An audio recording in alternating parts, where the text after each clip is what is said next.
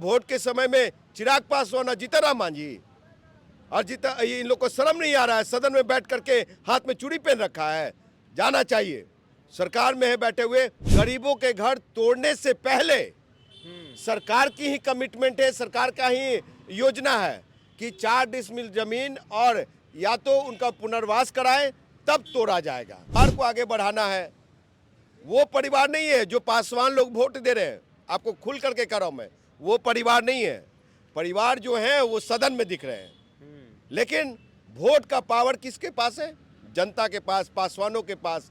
लेकिन वो लोग तो गलती कर गए, लेकिन ये बार बार गलती कीजिएगा तो यही हाल होगा। तो अगर सम्राट चौधरी जी ये सोच रहे हैं कि हम बुलडोजर बाबा बन गए हैं उत्तर प्रदेश का, जिस तरह दलितों के घर पे बुलडोजर चलाए जा रहे हैं, उनको उजाड़ा जा रहा है, उससे मुझे बहुत तकलीफ है। और जो वोट ले करके, वोट लेने के लिए आप कहां कहां जा रहे थे, कहां कहां सभा कर रहे थे?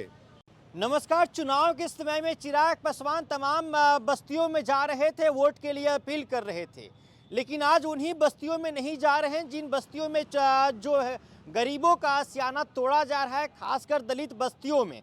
तो इस मुद्दे पे थोड़ा बातचीत करते हैं इंजीनियर राजकुमार पासवान से, और देखे होंगे आप कितना रोते हुए, बिलबिलाते हुए, एकदम गिड़गिड़ाते हुए महिलाओं की वीडियो वायरल हो रही है कि हमने वोट देकर गलती कर दिया, ये देकर गलती कर दिया, चिराग भैया के कहने पे हमने वोट दे दिया। तब इंजीनियर राजकुमार पासवान जी, आपके समाज के घरों पे पूरा बुलडोजर चल रहा है आजकल, आपके नेता गायब हैं जी आजकल। देखिए, ये दुखद है और हास्यास्पद है। सरकार सत्ता में आई, प्रचंड बहुमत के साथ आई।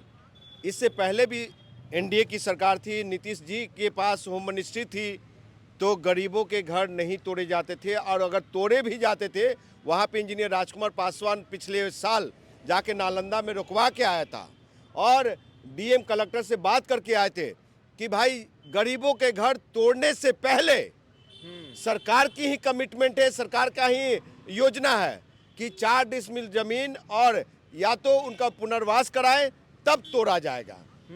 लेकिन पुनर्वास नहीं कराया जा रहा है, बुलडोजर चलाया जा रहा है।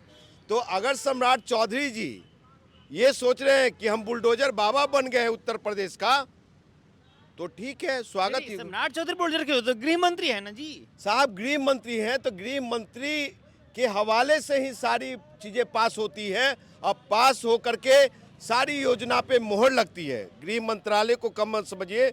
मुख्यमंत्री के बाद अगर सबसे ज्यादा ताकतवर कोई मंत्रालय, पावरफुल मंत्रालय है तो गृह मंत्रालय है। तो उसमें बहुत मेरा दिल दहल रहा है।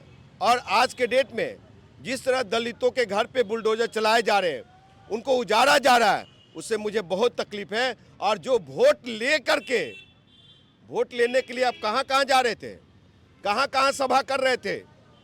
आप कहते हैं सिर्फ दिखावा है क्या चिराग पासवान का? चिराग पासवान और जीतनराम मांझी जी को शर्म आनी चाहिए कि आज आपकी सरकार केंद्र में भी है और बिहार में भी है। और साहब, आपकी सरकार में दलित भाइयों के घर पे बुलडोजर चल रहा है, क्या उस पर आप संज्ञान नहीं ले सकते? आपके जो दलित समाज के बेटा लोग जीत के आए हैं सदन में, वो लोग आवाज़ नहीं दे सकते? आपको कल ओथ नहीं लेना चाहिए था, विरोध करना चाहिए था, ओथ के साथ साथ कहना चाहिए था कि हमारे दलित समाज के घर पे बुलडोजर चल रहा है। तो कौन करेगा? राजकुमार पासवान और सामाजिक कार्यकर्ता लोग रोड पे लाठी खाएंगे, चौकीदार दफादार पे, जहाँ जहाँ घर उजाड़े जाते वहाँ जा करके बोलेंगे, और कहते हैं आरक्षण पे, संविधान पे बोलेंगे। अब वोट देने की बारी आती है तो उनको चिराग पासवान और जीतनराम मांझी को देते हैं। और आज के डेट में आपके घर पे बुलडोजर चल रहा है, तो किसके पास? बुलाइए चिराग को। क्यों नहीं बिहार के जहाँ जहाँ ये बुलडोजर चल रहा है, चिराग को क्यों नहीं बुला रहा है? लोग बुलाए। और कहते हैं जीतनराम मांझी को। साहब, वोट के समय में चिराग पासवान और जीतनराम मांझी और इन लोग को शर्म नहीं आ रहा है, सदन में बैठ करके हाथ में चूड़ी पहन रखा है। जाना चाहिए, सरकार में है बैठे हुए, बात करना चाहिए, फौरन रुकवाना चाहिए, लेकिन रुकवा नहीं सकते हैं। क्या मजबूरियां है कि बोल नहीं पा रहे हैं ये लोग? मजबूरियां ये है कि एमएलसी का चुनाव आने वाला है, उसमें भगना को जितवाना है, भगना को मंत्री बनवाना है, समझे? और सरकार से ज़्यादा लाइजनिंग करके पार्टी फंड जुटाना है, अपने परिवार को आगे बढ़ाना है। वो परिवार नहीं है जो पासवान लोग वोट दे रहे हैं, आपको खुल करके कर रहा हूँ मैं, वो परिवार नहीं है।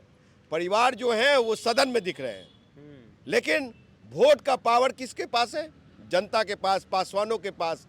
लेकिन वो लोग तो गलती कर गए, लेकिन ये बार बार गलती कीजिएगा तो यही हाल होगा। अच्छा, कई महिलाओं के नालंदा के सुनंदनपुर में जब हम गए थे रिपोर्ट करने के लिए, तो वहाँ पे महिलाओं का कहना था कि हम लोग चिराग भैया के कहने पे वोट कर दिए थे और तेजस्वी भैया कहते थे कि बाद में सारा पैसा वसूल लेगा ब्याज के साथ में। आज सही हम लोग साथ हो भी रहा है ऐसा? बिल्कुल हाँ, देखिए आपको बता दो कि ये सरकार बनियों की सरकार है, ये सरकार पूंजीपतियों की सरकार है, ये सरकार उद्योगपतियों की सरकार है और ठेकेदारों की सरकार है।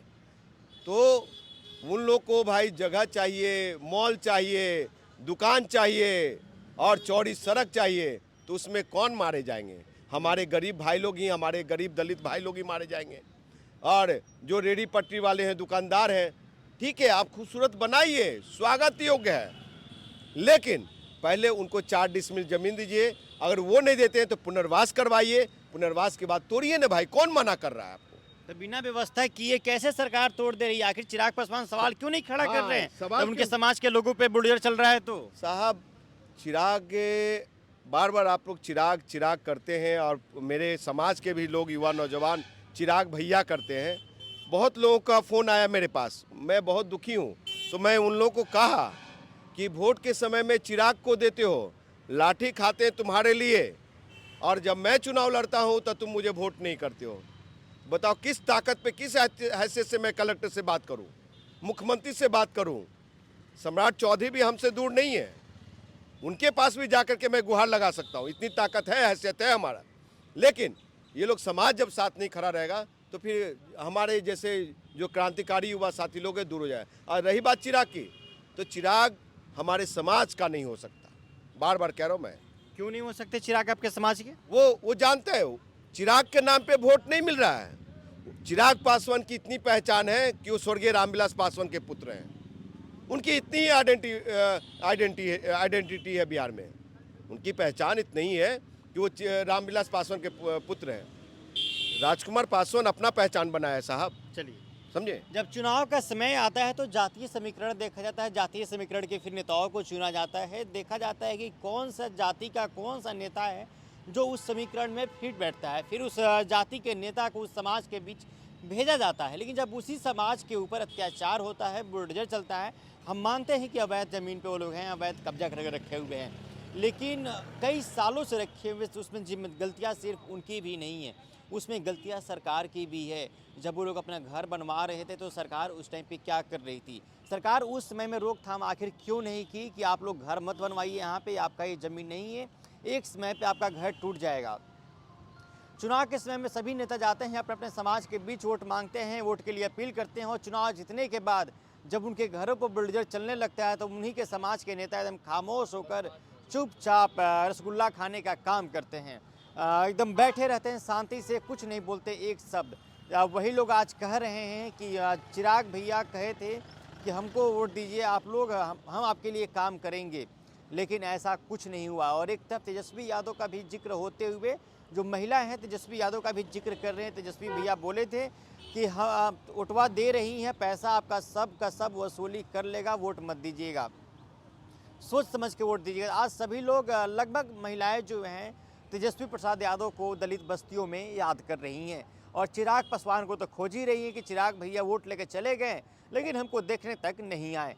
चलिए, बहरहाल इस खबर में इतना ही। आप बने रहते पंचायत के साथ। बहुत बहुत शुक्रिया।